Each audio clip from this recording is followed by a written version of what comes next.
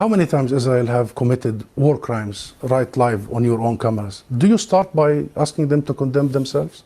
Have you? You don't. You don't. No, I'll answer that question. You don't. You know why I refuse to answer this question? Because I refuse the premise of it. Because at the very heart of it is misrepresentation of the whole thing. Because it's the Palestinians that are always expected to condemn themselves.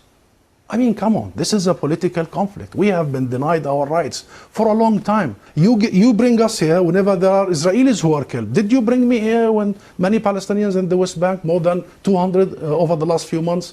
Do you invite me when there is such Israeli provocations in Jerusalem and elsewhere? Because what Israelis have seen, which we started by saying tragic, the last 48 hours, the Palestinians see every day for the last 50 years. You know the situation in Gaza, you've just described it. This is the biggest open-air presence. Those people, 2 million, have been taken hostage by Israel for the last 16 years. It's actually not my job to answer your questions. Listen, I don't make any pretense that this hasn't been a massive problem between Palestine and Israel going back to the mid-40s. We all know this, right? Piers, listen. I'm not saying that you're making excuses, but if you are adopting a certain point of view, you have to at least defend it. I'm telling you, there is no Hamas in the West Bank. What is the excuse? Not your excuse. What is the excuse to kill those people?